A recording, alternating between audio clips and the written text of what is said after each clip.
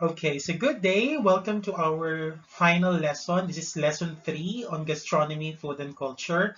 So the last lesson will be about baking and pastry arts. So before we start the formal lesson, this is a very short test. So try your best to name the following pastry or bread that would appear on the screen. And then this is like a diagnostic test on assessing how much do you know regarding the different pastries or the general pastries that are available. Okay, so let's start.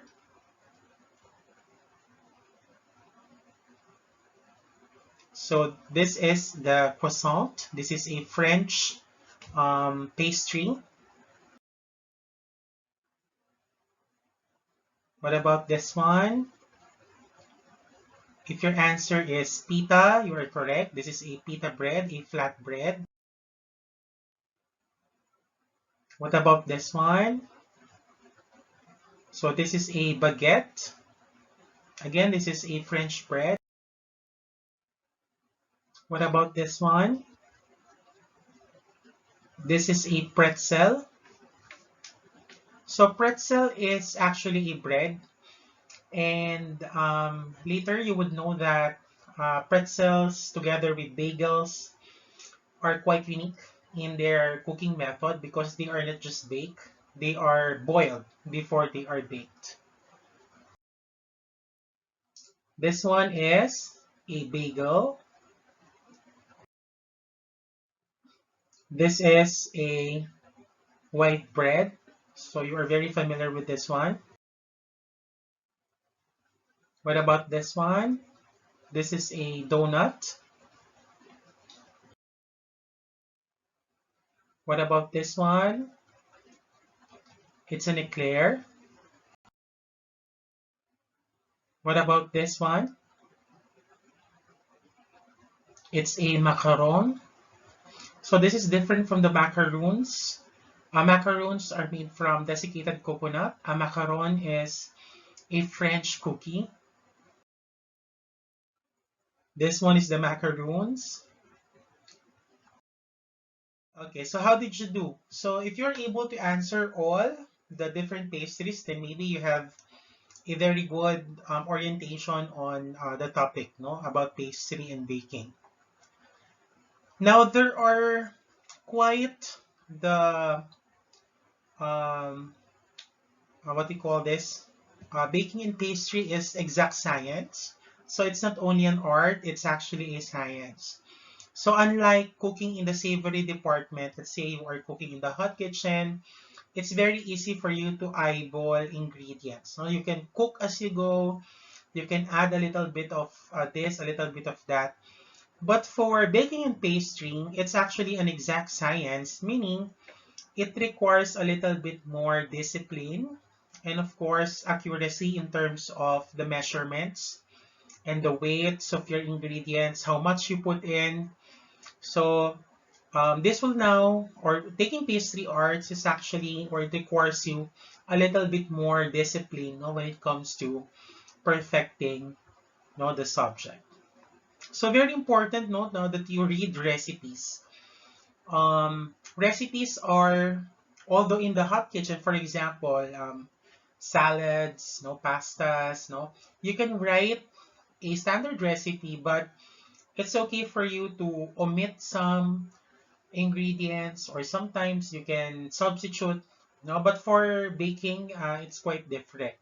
So always carefully read your entire recipe before you begin because you might be confused, no, later on if you will only read the recipe during your laboratory, for example.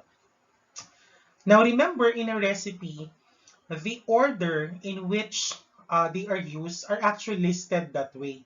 Okay, so it's not arranged alphabetically, but recipes are written in a way that that is the same order in which you will be needing them.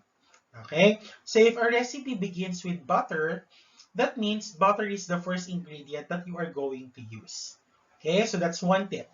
Another one, make sure to read the instruction or specifications in a recipe. Like for example, the recipe says, or a particular ingredient says that 1/2 cup of olive oil divided.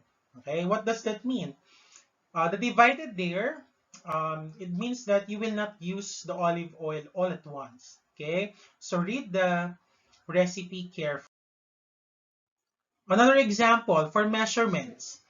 What if the recipe says 1/4 cup melted butter, or another recipe says 1/4 cup butter melted? Okay, so there is a difference in such that in this example, particular example, the specification depends, no, on what are you going to do with the ingredients. So for example, if it says 1/4 cup melted butter, then you get to melt the butter first and then measure 1/4 cup. While the other way around, the second example, 1/4 cup butter melted, you have to measure 1/4 cup butter first before melting it. Okay, so you can see there is a very big difference, or this slight differences in instructions, meaning no, they have different, or you have to treat them differently. So going back to our topic, no, baking is a process of cooking by dry heat. Okay, and of course in some sort of oven. When I say oven, an oven is not only something that is it's not a machine or a mechanical machine or an electrical machine. An oven, or we have prehistoric oven even before the invention of the ovens that we have at home. Okay? In fact, one of the most, or one of the oldest form of cooking method is got to be baking. Okay? So I have here some illustrations, no, on how baking has been part of our history, even in the oldest. A little bit of history on baking. So, the first food that we ate, if you can still remember our first lesson in gastronomy, is that our ancestors started to be hunters and gatherers, if you can still remember. Okay? And one of the first foods that we ate are actually grains, no? Together with grass, some plants, some fruits. It would be grains, no, that became one of our very first source of nutrition. Not even meat, no? Kasi before we learn to hunt, we learn to gather first. Okay? And you know, grains are the source of um, what bread is made of, which is now flour. Okay? Because flour is made from wheat grains. Okay? So, modern breads depend on the combination of certain proteins to give them structure. So, I'm going to discuss later the science behind bread making, because bread is perhaps again one of the oldest form of baked product or a baked item in our history.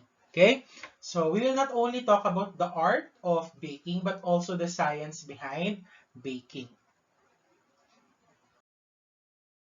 Okay, now bread, or one of the unique things about bread is its property, or when a bread dough is made, it produces carbon dioxide. Okay, this is now because of the fermentation process caused by yeast. Okay, and yeast is a live microorganism. Okay, so it's not artificial. Yeast is actually present around us, no?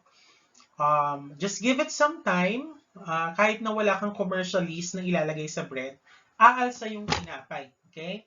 Because of natural fermentation. So we have yeast all over the air, no, from your hands, no. So it could be transferred. Now, um, leavened bread, that is the term for bread that has yeast in it, or raised bread, no. Raised because the dough was able to rise. Okay, and that property is caused by carbon dioxide gas, because yeast as a microorganism, they eat sugar, and then as they eat sugars, in the dough, they now expel carbon dioxide. So it's a gas. So that's what causes the bread dough to bubble up, and to rise. And the fermentation also provides the bread dough with a flavor and aroma. So, pag nag-ferment ang isang bread, di ba ang amoy niya parang amoy alak or amoy maasim? Okay? Because that's the fermentation process. And then aside from the dough, from the yeast, fire is an important element in bread baking. So like I said, we do not need a mechanical oven, to bake bread. We have those stone ovens, or one of the early forms of oven is that people would dug up, a hole in the earth or in the soil, and then they would burn stones, no? They will put stones in fire pits. So papainitin nila yung mga bato. And then kapag super init na ng mga bato, yun yung ilalagay nila ngayon sa may butas, no? Sa may lupa. And then they would wrap mga meats, they would wrap them in leaves, in cloth, no? And then ilalagay siya dun sa may mainit na bato sa butas. And then tatabunan ulit ngayon yung hole, tatabunan nila ng lupa, and then the residual heat from the hot stones would now provide the heat to cook the product. And they would leave it for several hours, even 12 hours, no? Or even overnight. Okay? And then the next morning, huhukayin ulit nila yon. And then because of the heat that is generated by the stones, it provided now, no, the cooking process to cook the meats, for example. And of course, we have sugar and honey. Now, a lot of pastries, a lot of cakes are sweet, okay? And we can attribute that, no, to sugar and honey. Um, During the around 1400s, sugar is not available, or sugar is not available worldwide. Okay, that's why it's the coming of sugar in Europe was actually revolutionary, because it provided now um, the evolution of several pastries. Okay, without sugar, the Europeans would use honey as their sweetener. They would also use dried fruits, no, to make their breads and pastries sweet. So because at the time, sugar is not yet available. Okay, so it was around 1492 when sugar arrived in Europe. Okay, and aside from sugar, there are also other ingredients that were revolutionary in terms of evolving or advancing the pastry and desserts in Europe. No? For example, the cacao beans, where chocolate is made, spices also. So when all of this came to Europe specifically, then it provided the Europeans, specifically the French, no, the Spanish, the Italians, an additional ingredient to create, no, the classic desserts, pastries, and breads that we know of today.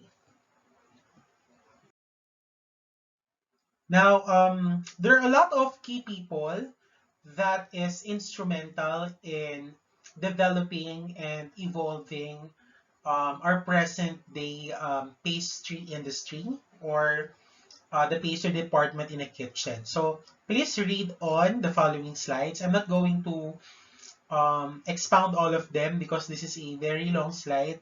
So in 1765, we have A. Boulanger, and coincidentally, the name Boulanger actually means bread baker.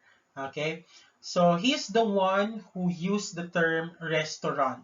No, um, the name restaurant is the root word means to restore, because it's a place where after going there, because of the sustenance, because of the food that you eat, it restores, no, your health. It restores your spirit. It restores your energy. So that's the meaning of restaurant.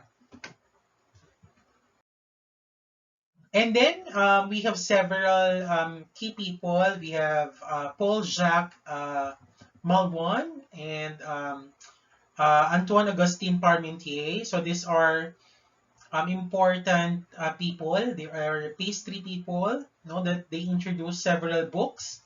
That is now a foundation for many books, and of course the culinary program in several schools. No, they use this as their sources. And then we have Marie Antoine Carême, so or Antonin Carême. He lived from 1784 and died in 1833, and he is the one, no, who created this spectacular sugar and pastry masterpieces and displays. And he has a book called Le Pâtissier Royal, one of the first systematic explanations of the pastry chef's art. And then we have Georges Auguste Escoffier. So Escoffier is a very important icon in the culinary world. A lot of culinary schools are patterned after his teachings, his cookbooks, and his principles. Okay, and one of his um, what do you call this greatest contributions is that he simplified the classical menu. He is also he introduced the systematized cooking methods, no, and the reorganization of the kitchen. If you are familiar with the kitchen brigade, the different stations in the kitchen, in the classical kitchen, it was him who we should give credit to. And then, ito na yung mga sinasabi natin, no, kitchen brigade. A lot of positions, no, now are now in the kitchen. Hiwala yung gumagawa ng breads. We call them the boulanger. Someone does the decoration, so that's a decorateur. Okay, so the one who makes sauces, ice creams, we call it the glacier. Um, those who makes confections such as candies, that's a confiture. If you make chocolate, you're a chocolatier. So these are now terms that were introduced in the kitchen. I'm sure many of you are they aspire to work in the pastry department, and that is okay. In fact, it's a very nice aspiration because working in the pastry department is actually quite cool. No, unlike in the hot kitchen. I have here some pictures of pastry displays or desserts from bake shops. No, something that might inspire you to pursue pastry and baking.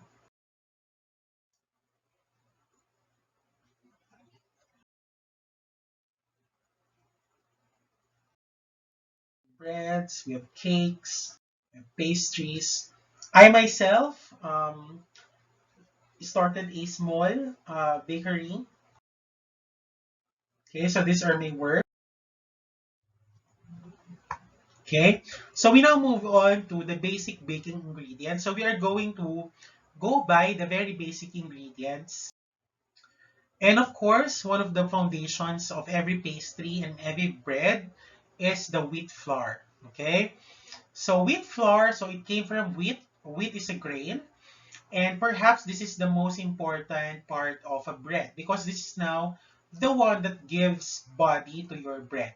Without the flour, then you cannot make bread. Okay?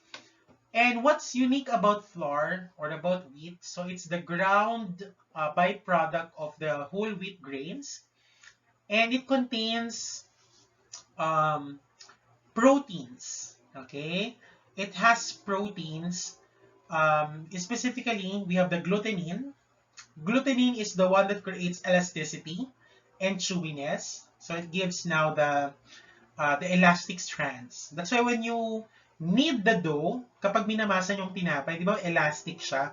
And that is because of the glutenin, no, that is found in the wheat grain. And then the second protein that we have is what we call the gliadin. Okay? Gliadin now creates extensibility. And this is now the ability of the protein to stretch. No? So, together with the gluten and gliadin, they now create um, the body of your bread. Okay, so as you need, the gluten strands would develop and become elastic. So this is now what creates the ability of the bread to rise. Okay, kapag hindi nyo kasi minasang mabuti, kapag hindi na-form yung gluten na tinatawag, ang mangyayari kapag umalis sa yung tinapay, pwede siyang mabiyak, mag-crack. So kapag nag-crack yan, mag-e-escape yung carbon dioxide. So after baking, magiging ampaw yung tinapay. Kasi hindi niya na-trap yung air. Okay? But if the strands are elastic, kahit kaya niyang lumobo ng malaki without breaking, it can now trap the air or the gas, which is now carbon dioxide, and it will now create a more consistent bread. Okay? So, that's why we classify flours, no, according to their protein content. Okay? So we have here the wheat components. So there are three major components of the wheat grain. We have the bran. The bran is here. So as you can see, this is now the hard outer covering of the kernel. So this is now the shell, okay? And then we have the endosperm. The germ, we start with the germ first. So the germ is now the part of the plant that is now would germinate. Kaya nga siya germ. Eh kapag tinanim niyo ito yung tutubo. Okay?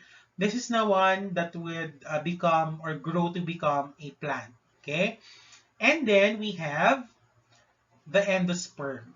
Okay? Yung endosperm natin, ito yung white, starchy part of the grain. Ito na po yung ginagawang flour.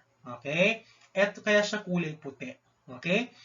Now, during the husking process, kapag tinatanggal natin actually yung bran and the germ to get only the white part. Now, kapag ang flour mo is whole wheat flour, so buong igagrind yung grain. So kasama ngayon yung bran and then the germ in the flour. So kaya ang itsura ng whole wheat bread, di ba hindi siya super puti? Kasi nga kasama niya dun yung bran and then the germ. And in terms of shelf life, mas maigsi ang shelf life ng whole wheat flour because of the bran and the germ. Kasi yung bran and germ natin, aside from protein, they also have moisture, they have fat, they have sugar, and minerals. So, mas maikli ang shelf life ng whole wheat flour compared sa plain flour only.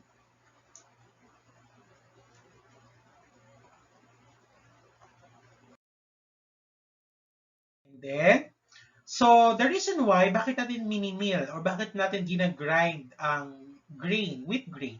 Of course, we want to separate the endosperm from the bran and the germ. And then second one, we will now be able to grind the endosperm to a fine powder for us to achieve yung flour na tinatawag natin. Okay. Now, there are other proteins that are present in flour, no? And enzymes also. And we have what we call the amylase or the diastase. So these enzymes now breaks down the starch into simple sugars. Okay?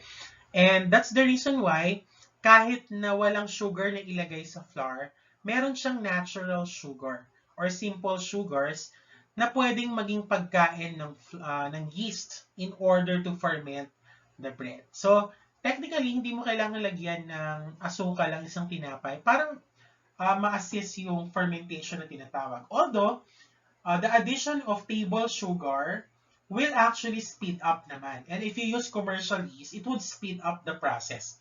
Okay? So, kung familiar kayo dun sa sourdough na tinatawag, medyo matagal ang process niya kasi they use natural yeast, no? And they do not use table sugar, no? So mabagal yung process. It's a slow and tedious process. So this is a closer look of what wheat grain looks like. So looking now into the different types of flour. So like I said, flours are categorized depending on their protein content. The higher the protein content, the harder the flour is. We call it a strong flour or a hard flour. And the stronger the flour is, mas malakas or mas maraming gluten na mafo-form. Okay? So, we have the first one, all-purpose flour. So, all-purpose flour has around 10 to 12% of protein. Okay? So, the all-purpose flour, you can use it for making breads, for making cookies. That's the reason why it's called all-purpose. Okay? But if you want to make bread, you might need a stronger flour or bread flour. Our bread flour now has higher protein content, around 13 to 14%. So that means mas mataas yung kanyang gluten content and it's able to create yung mga elastic breads natin. Okay? And then we have 14+% or the high gluten flour. These are now used for specific types of bread. For example, pizza breads or yung mga hard crust na mga breads. Okay? So you will need higher protein content. And then we have cake flour. Ang cake flour, meron lang siyang 8% protein. That's the reason why yung mga products na gumagamit ng cake flour, malambot yung final texture kasi wala siyang masyadong gluten. Okay? That's the reason why malambot ang cake, malambot ang sponge, malambot ang chiffon. Kasi nga, there is a small protein content in the flour they use. Pastry flour has around 9% protein. Whole wheat flour has 12 to 13%. And of course, aside from the high protein content, yung texture niya medyo magaspang kasi nga kasama yung bran and endosperm. Okay? And then we have another variation, the durum flour or the durum wheat. Ito po yung ginagamit for making pasta. Okay? So dun sa lesson natin na pasta, ang specific flour na ginagamit for pasta making is called the durum flour. And then moving on, we have the sugars. So we have different. So let's start with sugars and sweeteners. Okay? So aside from making the product sweet, marami pang ibang gamit ang asukal. Okay? So that's the number one. They add sweetness. Okay? Of course, because sugar is sweet. And then we have the second one. They make the product tender. Okay? Nagpapalambot din siya ng tinapay. Okay? Kapag mataas ang sugar content ng isang dough, you would expect that the final product would be softer. Okay? That's the reason why yung mga malalaking tinapay, yung mga naka-display sa labas ng mga bakery, yung mga sourdough, no? Makunat siya, no? It's crusty and makunat kasi wala siyang masyadong sugar. No, but yung mga tinapay katulad ng mga sweet dough, halimbawa, Spanish bread, pan de coco, monay, mataas ang kanilang sugar content. Kaya mas malambot yung tinapay. Okay? Third one, no, they give crust color. Because of the sugar, mas nagiging maganda yung crust, no? Mas nagiging golden brown. Okay? Number one, sugar also has the ability, no, to retain the moisture in your pastry product. Diba? If you are watching mga TikTok videos, kapag gumagawa sila ng cake, ini-sprinkle nila ng sugar syrup. Okay?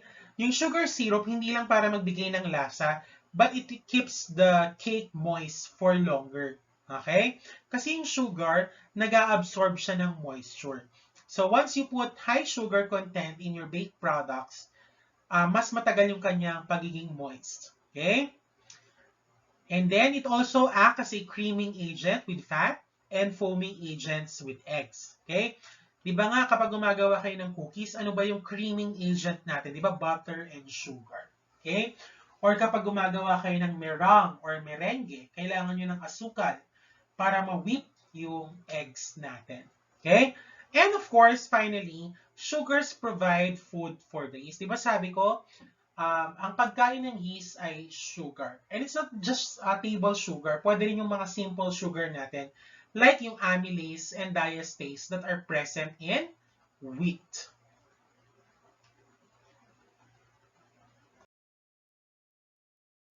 Okay. When we say sugar, ang iniisip kasi natin kaagad is yung table sugar na alam natin na meron tayo sa bahay. Okay?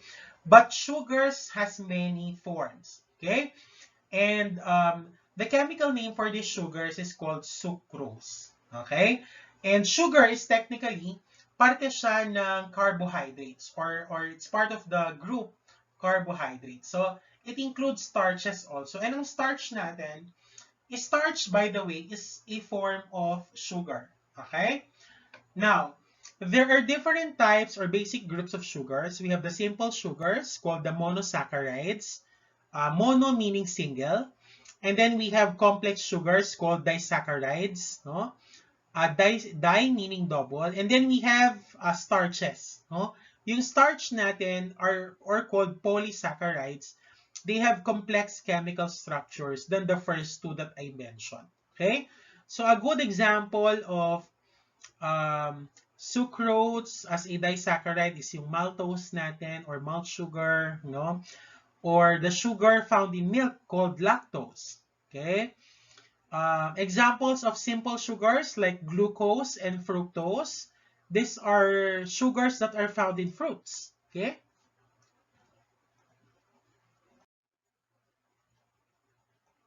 And then we have refined sugar. Okay? So refined sugar now, this is the one we are particular with.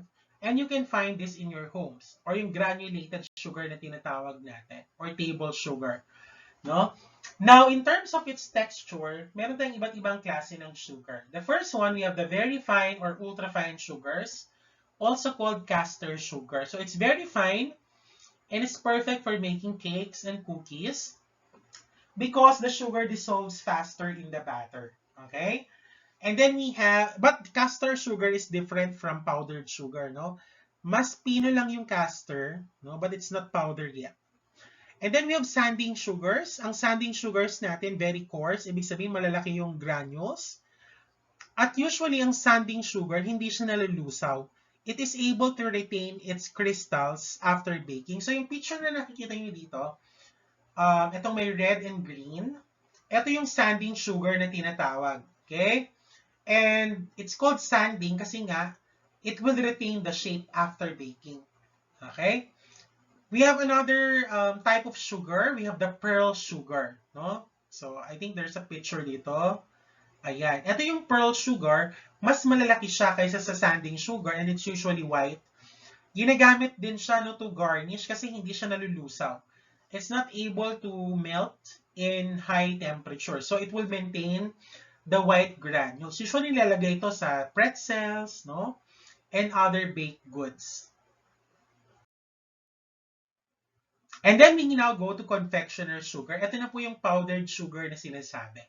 So, your sugar undergoes a refining process or a pulverizing process. And then they would include starch. Lalagay nila, usually cornstarch ang nilalagay. Para as a caking agent, no? To prevent caking. Pag sinabi natin caking, nagbubuo-buo. Okay? So, yung powdered sugar nyo, may halong starch yan. Okay, meron tayong iba't ibang types. We have the 10X, we have the 6X, no? Confectioner sugar is also known as icing sugar kasi nga ginagamit siya for making icing. And then we have brown sugar. So brown sugar also has several types. Now, your brown sugar is mostly sucrose, around 85 to 92%. And then it also contains some form of other flavorings such as caramel, molasses, and other impurities. That's the reason why ang brown sugar nyo has brown. It's brown in color kasi marami siyang impurities. Okay? Kung gusto nyo gumawa ng brown sugar, paghaluin nyo lang yung white sugar at saka molasses. Okay? Then you will now have your brown sugar. We have here demerara sugar or turbinado sugar. Demerara or turbinado, these are crystallized sugar and usually ginagamit siya more on sweetening tea. Okay? So ginagamit siyang sweetener sa tea, coffee. Okay? So hindi siya masyadong ginagamit sa baking. And then we have syrups. Ito yung sinasabi ko, no?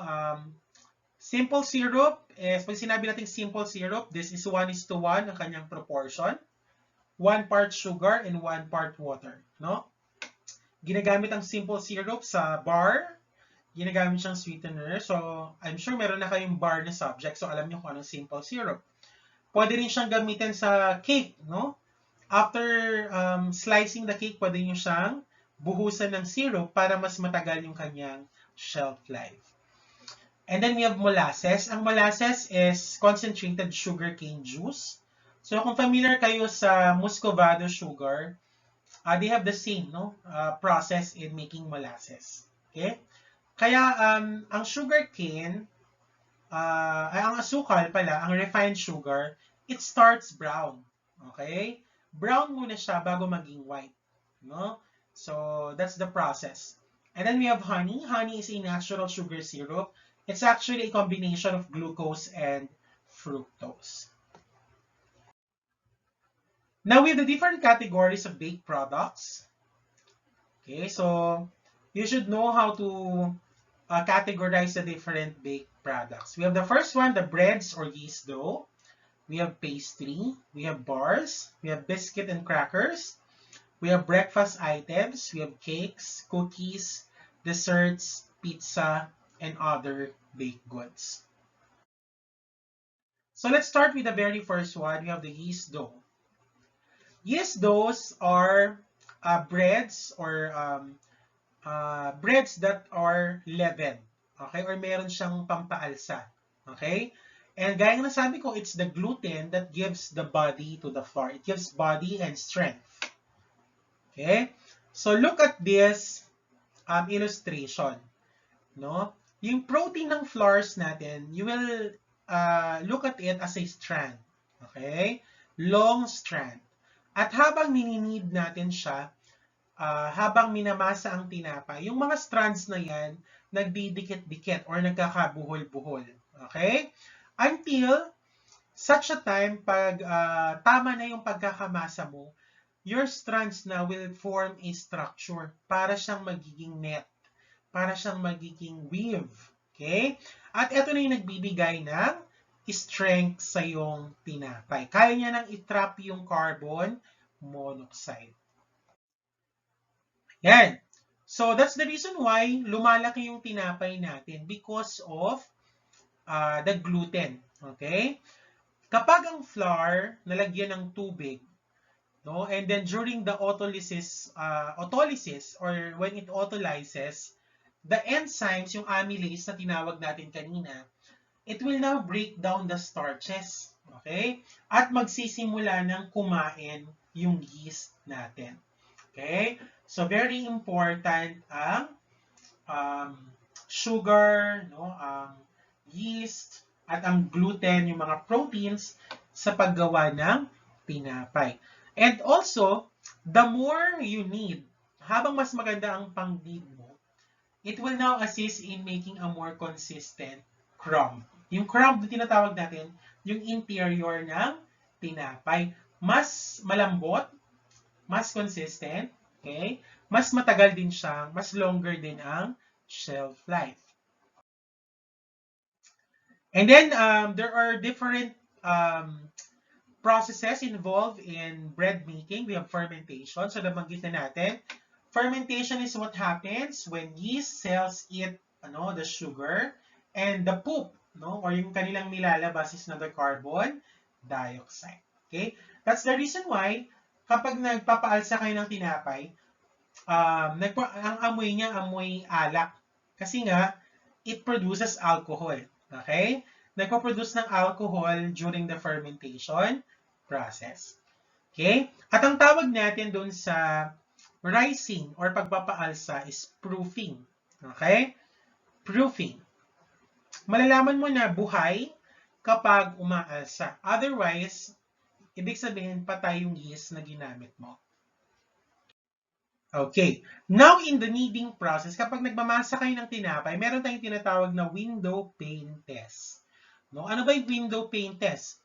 Ibig sabihin, kapag binanat mo, kuha ka ng konting dough at binanat mo yung dough, dapat magfo-form siya ng manipis, no, na surface at dapat hindi siya mapupunit. And then kapag nilagay mo daw yung kamay mo sa likod, makikita mo yung kamay mo sa likod ng stretched dough.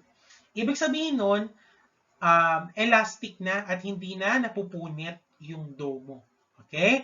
So I have here in the in the top right, ito, kulang pa siya sa pagkamasa kasi nung ini-stretch niya, hindi pa uniform yung pagka-stretch. Meron pa siyang mga butas-butas. Okay? And then kapag dinid mo pa siya ng mas matagal, you can see, it will start to become uniform. Okay? Until makarating tayo dun sa final, kung makikita nyo dito, uniform na yung ating dough. Okay? So, eto na, ganitong level dapat ang pag-need natin. Usually, it would take, kapag meron kayong electric mixer, it would take you around 5 to 10 minutes of straight mixing. Okay? Pwede rin naman kayo mag-knead gamit ng kamay, pero you would exert a little bit more effort. Okay? So, we have, again, going back to understanding yeast doughs. All yeast doughs are made according to same basic principles. Okay? Pero meron siyang subcategory. We have the first category of yeast doughs. We have the lean dough. Pag sinabi nating lean, very low in fat. No? Ibig sabihin, wala siyang masyadong fat. Walang butter, walang oil, walang eggs. Okay? Wala rin siyang masyadong sugar. Kaya yung final product, hard crust or semi-soft crust. Medyo matigas yung labas. Makunat din yung tinapay. Okay? That's a lean dough. Kaya nga siya lean. Kumbaga sa katawan, lean muscle. Walang masyadong taba. The second category is called the rich dough or enriched dough. Pag sinabi natin rich dough, eto na. Marami na siyang fat. Merong eggs, merong butter, merong sugar. That's the reason why yung mga products that are rich doughs ay malalambot katulad ng mga brioche, ensaymada, no, pandesal, no, what else? Pan de coco, no? So, mga sweet buns, malambot siya kasi nga enriched na siya, meron siyang fat. And then we have the third category, we call them the laminated dough or the rolled in doughs. Okay? Kung saan, ina-alternate natin, no? We create layers of fat and dough. So if you are familiar with croissants, with Danish pastries, they're actually called laminated doughs or viennoiseries ang tawag natin. So it's a cross between a bread and a pastry. Ayan, so meron tayo dito ang mga croissant, pain au chocolat, Danish bread, they are a combination or a fusion of a bread and a pastry. Okay? So, ang tawag natin sa kanila is viennoiserie. Okay? We call them viennoiseries. Bakit viennoiseries? Because it was believed that it's a Viennese invention, but it was popularized later on, o yung lalo na yung croissant, na popularize siya ng mga French. So, these are examples of laminated doughs. We have the Queen Amman, if you are familiar. Queen Amman uses the same dough, laminated, tapos nilalagyan siya ng, niro-roll siya sa sugar, kaya ibibake siya. So, it creates now a sugar glaze on the outside. Danish pastry, ayan. Croissant, pain au chocolat. Pain au chocolat is actually a croissant na merong chocolate. Okay? And then we have the different types of bread. Yan. So, sourdough. Sourdough uses wild yeast. Ibig sabihin, wala siyang commercial yeast na nilalagay. All natural. So, mas matagal gumawa ng sourdough. Yung mga nakatingin dito, ito yung mga lean doughs na tinatawag natin. Yung matigas, yung pwedeng pamalo, pwedeng pambato. Okay? Kasi nga wala siyang masyadong fat content. A bun is a small, sometimes sweet, round bread. Pag sinabing round with a flat bottom, bun ang tawag natin. A good example of a bun, monay. It's a bun. Milk bun. Kaya ang tawag natin milk bun. Kasi bilog, and then flat yung ilalim. Okay? Tatawagin mo siyang roll kapag ang shape niya medyo oval. No? Or even rectangle minsan. Okay? We call that a loaf. Kapag medyo pa-oval, pahaba yung kanyang shape. A bagel, ito yung sinasabi ko, katulad ng bagel, pareha sila ng pretzels. It originated in Poland. At what's unique about bagels is that binoboil siya sa water bago i-bake. Okay? We have a flatbread. Flatbreads, not all flatbreads ay walang yeast, no? Meron pong yeast yung ibang mga flatbreads natin. And then, baguette is a French bread. Brioche contains a lot of eggs and butter, no? Kung familiar kayo sa ensaymada, ang ensaymada is a brioche version kasi mataas yung kanyang eggs and fat content, maraming butter. Or other types of fat. Ayan, we also have focaccia. Focaccia is an Italian flatbread. Ayan, it has a lot of similarities with the pizza dough. So you add olive oil, no, very savory. You add herbs, tomatoes, etc., etc. Ciabatta is again an Italian bread. Ciabatta meaning slippers. Okay? Kaya yung shape niya flat para siyang chinelas. Multi-grain bread, it's a bread that has grains such as sesame, no? It has sunflower seeds, pumpkin seeds, and many other types of grains. Pita, we have soda bread. So just read, no? Basahin nyo na lang tong mga to. Ayan. These are examples of the yeast doughs. Ito yung ciabatta. So sabi ko, di ba, ang shape niya parang chinelas. Multi-grain bread. Marami siyang pwedeng whole wheat and other additional grains. Sourdough, focaccia, brioche. The hamburger bun, katulad ng mone na sinasabi ko, it's called a bun dahil sa kanyang shape. And then we move on to pastry. Okay? Pastry now is a type of dough made with flour and shortening or other fat. Okay? It could either be used for sweet or for savory. Ang characteristics ng pastry is that it's flaky and crumbly in texture, and it has a strong, rich, buttery flavor. Okay? Shortcrust pastry consists of flour, fat, and liquid to bind. So yung mga ginagamit sa pies, tarts, galettes, and biscuits, you usually use the short crust pastry. Okay? We also have the phyllo pastry. Ito na yung ginagamit sa baklava or a variation of a puff pastry that is used in the Middle Eastern cuisine. Okay? So ano naman ang puff pastry? Puff pastry is unlike a croissant, wala siyang yeast. Okay? So, medyo malutong yung final product. Okay? So, ano bang pinagkaiba ng pies, tarts, and galettes? Pag sinabi natin pies, meron lamang siyang upper crust. So, meron siyang bottom and upper crust kapag sinabi natin pie. Okay? Ang tart, tatawagin natin siyang tart kapag bottom crust lang. Wala siyang top crust. Katulad ng egg tart. Okay?